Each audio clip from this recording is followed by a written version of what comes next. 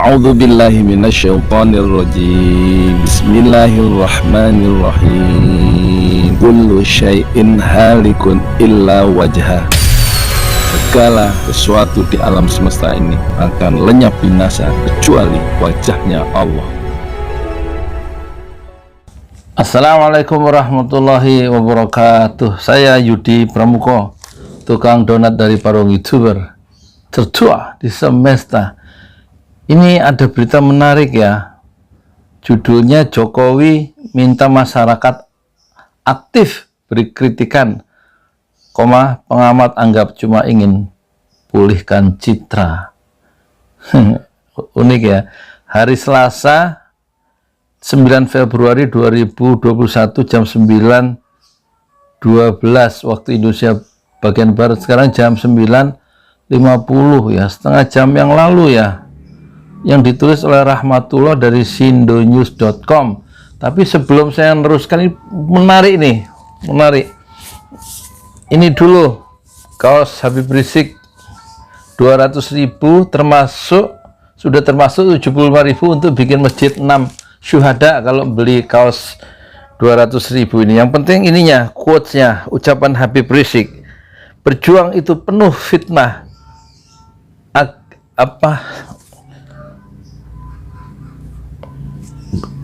Berjuang itu penuh fitnah, saya lali. Kokohkanlah hati agar tidak patah, agar tetap istiqomah fi sabilillah. Ini penting nih. Orang di penjara gara-gara ngeritik. Kan aneh kan ucapan Jokowi dibanding kenyataan. Makanya kalau ngelihat omongan politisi siapapun dia, jangan gampang percaya sampai kita lihat apa yang dia kerjakan cocok tidak dengan apa yang dia lontarkan. Siapa saja politisi, pejabat publik. Nah, sekarang kita baca ya. Ini ditransfer aja 200.000 ya untuk bangun masjid. Siapa yang bangun masjid di dunia maka Allah akan bangunkan satu rumah di surga, dalam hadis Rasulullah SAW ya. Udah banyak yang laku nih, udah beberapa lusin ya. Insya Allah. Tanahnya sudah ada ya, 400 meter persegi untuk membangun pesantren Ojolali. Dana dari Bapak Ibu semua selama 23 bulan terkumpul 200 juta dan masih kurang 100 juta untuk membebaskan tanah 400. Sudah dibayar 200 juta ya. Silakan mau infak. Kemana infaknya?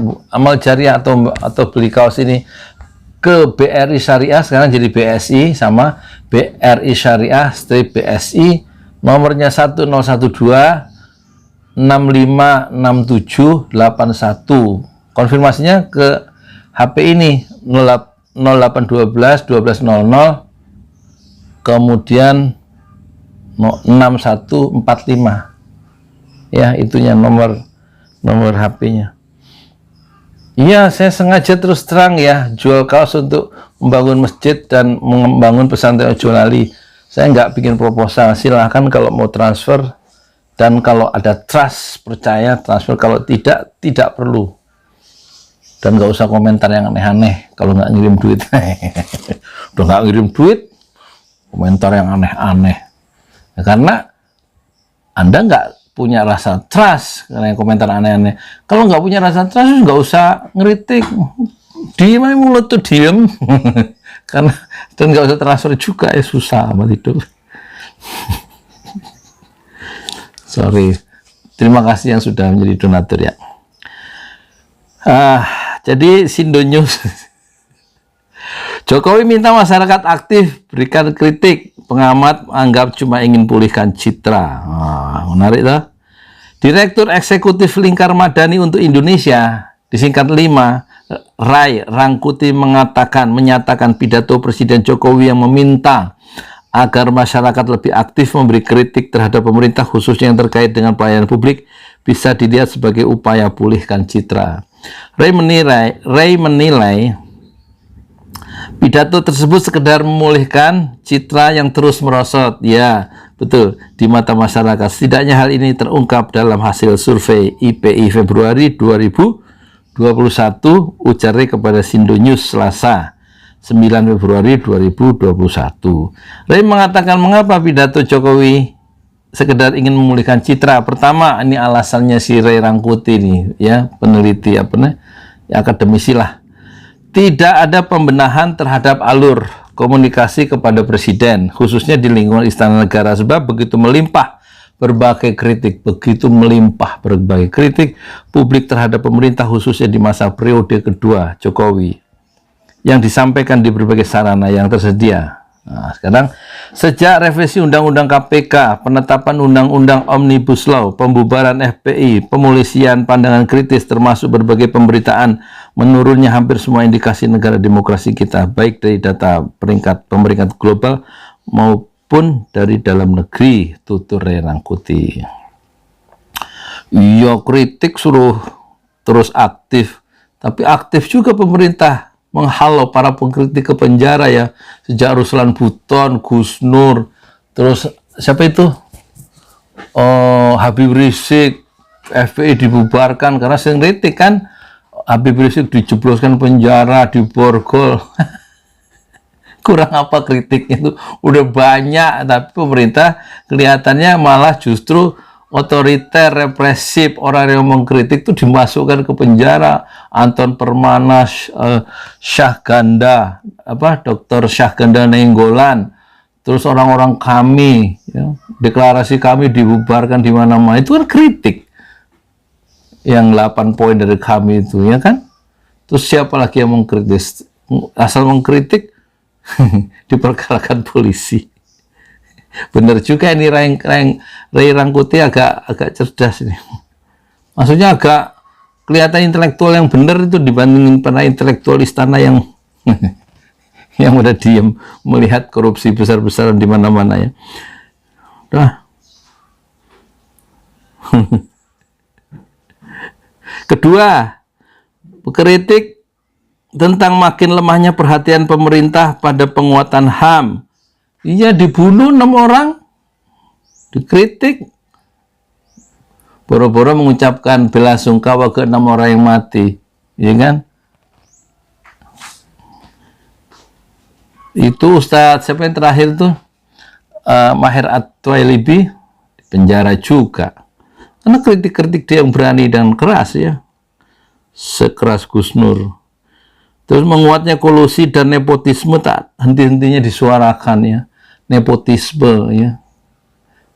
Iya, orang-orang yang kekeluargaan yang menguasai posisi politik dianu gitu kan. Nepotisme.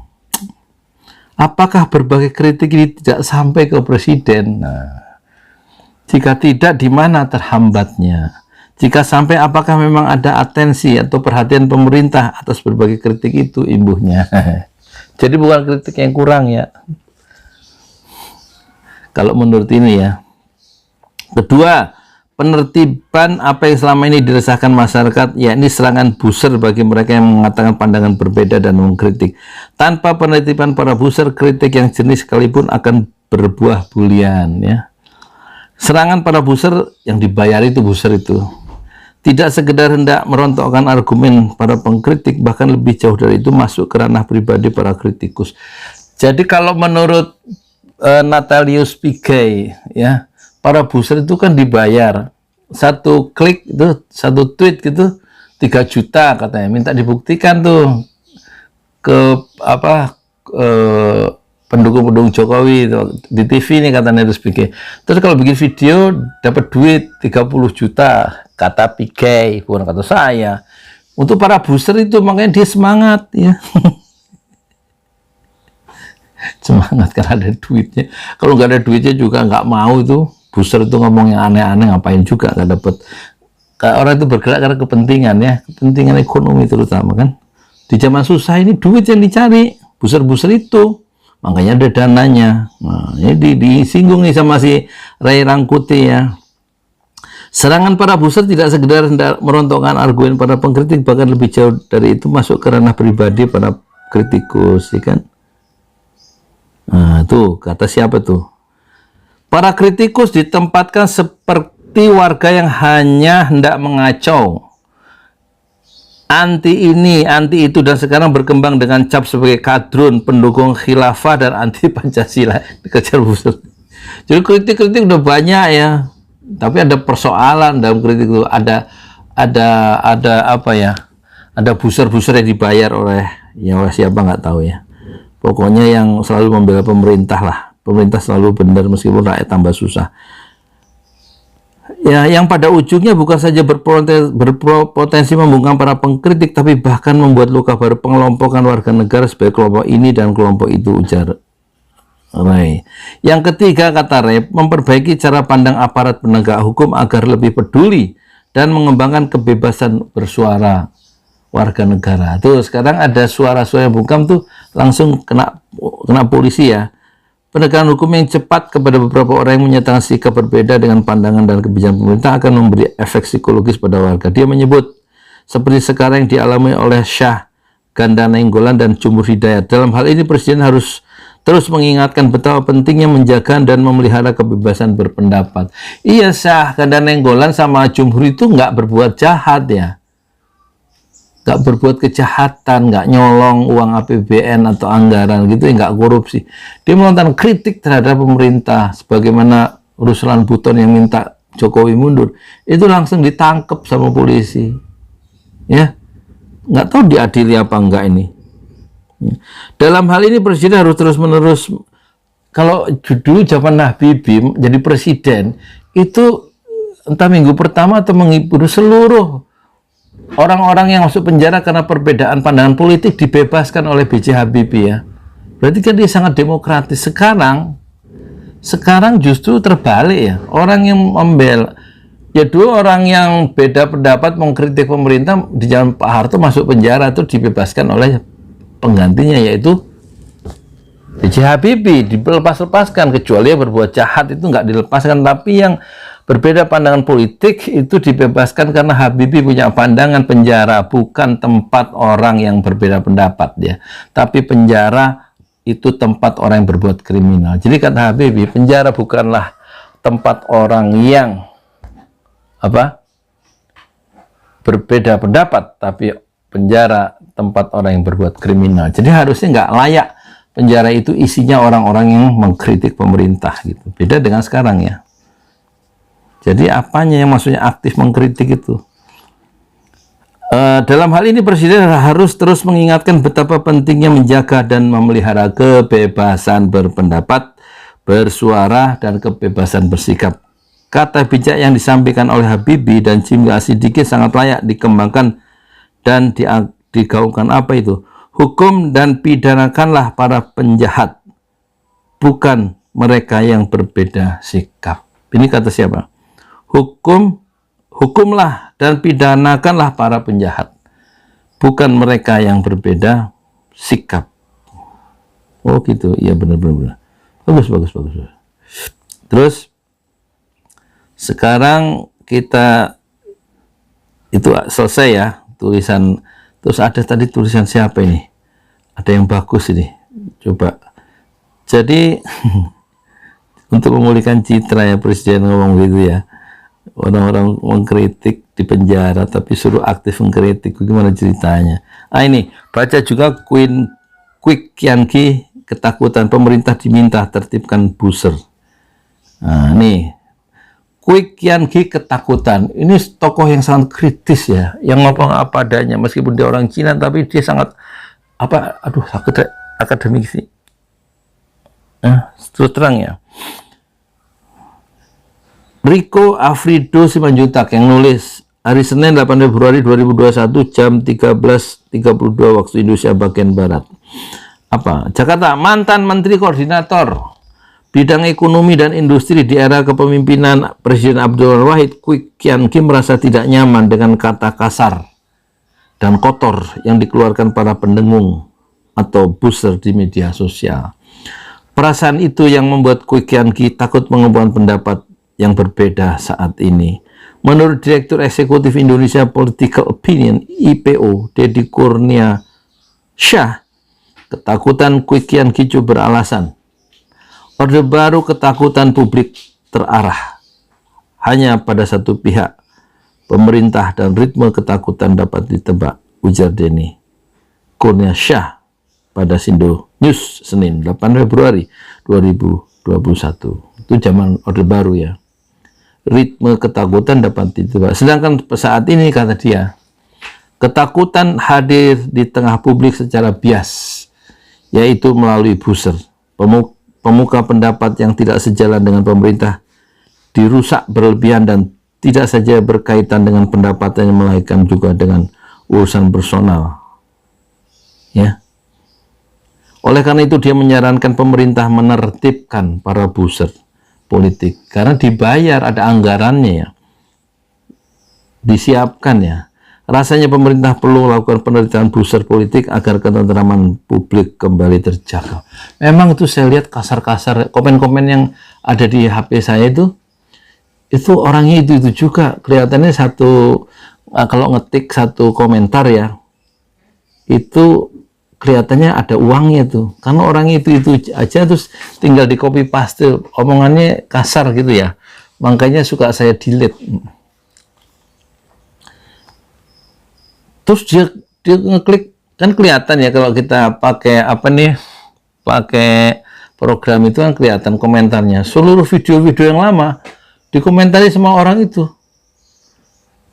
sama bahasanya, kasar, menyerang pribadi saya ya. Dan itu langsung saya delete. Video-video setahun 2 tahun yang lalu. Jadi rupanya semakin banyak apa menulis itu kelihatannya ada ininya, ada rupiahnya gitu lah. Makanya dia rajin tuh. Setiap video yang pokoknya mungkin juga belum dilihat semua sama dia, video itu langsung dikomentari nggak nyambung dengan isinya. Kelihatan dia ngomentari itu belum lihat semua isi video-video yang tentang politik yang saya bikin sejak 2 tahun terakhir ya, yang sebanyak 2.800 tuh semuanya. Kalau dari 2012 sampai 2008 itu ada sekitar 200, sekarang ada 3.000. Jadi yang baru 23 bulan terakhir itu ada 2.800 video. Nah itu komentarnya dari orang-orang itu ya, kelihatannya memang ada uangnya itu.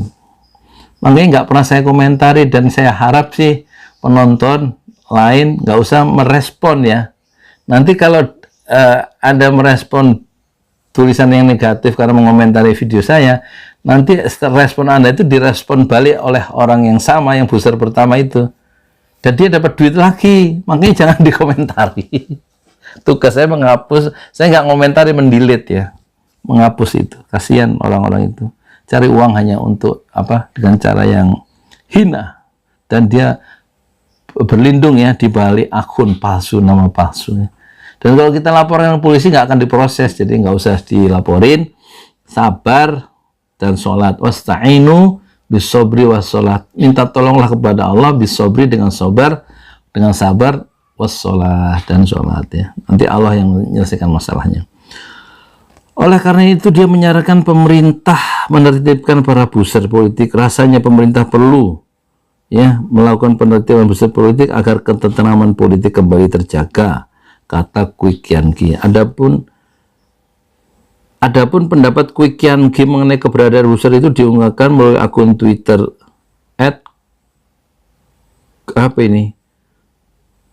Kian Gi Quick. Saya belum pernah setakut saat ini mengemukakan pendapat yang berbeda dengan maksud baik, memberikan alternatif. Langsung saja di buzzer habis-habisan, masalah pribadi diodal-adil. Jangan Pak Arto, saya diberi kolom sangat longgar oleh Kompas. Kritik-kritik tajam, tidak sekalipun ada masalah. Tweet quick. Baca juga, Kwi Kian Gi ngaku takut kemukakan pendapat PDIP. Zaman udah berubah. Zaman udah berubah. Enggak lah. Zaman itu selalu berubah. Ya, ketidakadilan tuh yang harus dihalau ya. Yang harus diubah ya. Ya enggak, zaman sudah berubah. Zaman sudah berubah katanya. Ya, semua juga udah tahu zaman sudah berubah, kata Heraklitos Pantere, semuanya berubah ya. Tapi keadilan haruslah tegak di setiap zaman yang berubah. Saya Yudi Pramuko, tukang donat dari para YouTuber tercuah di semesta Fasbir Sobron Jamila. Bersabarlah dengan kesabaran yang indah. Assalamualaikum warahmatullahi wabarakatuh. Ya kalau mengkritik aja ya. Karena satu-satunya kemungkaran, kata Muhammad Nasir, Perdana Menteri tahun 50-an, Perdana Menteri NKRI yang pertama, ya kan, kata Pak Nasir yang pernah jadi Perdana Menteri dan ketua partai Islam terbesar di Indonesia setelah kemerdekaan. Dia memimpin 2 periode partai politik Masyumi, Majelis Syura Muslimin Indonesia. Muhammad Nasir berkata, satu-satunya cara agar kemungkaran bisa menang dan jaya ialah jika kita berdiam diri saja atau kita berpangku tangan saja, maka kemungkaran dan kebatilan itu akan menang. Pikirkanlah, renungkanlah ucapan dari Muhammad Nasir. Assalamualaikum warahmatullahi wabarakatuh. You've given so much to me, Allah, so I bow down on my knees.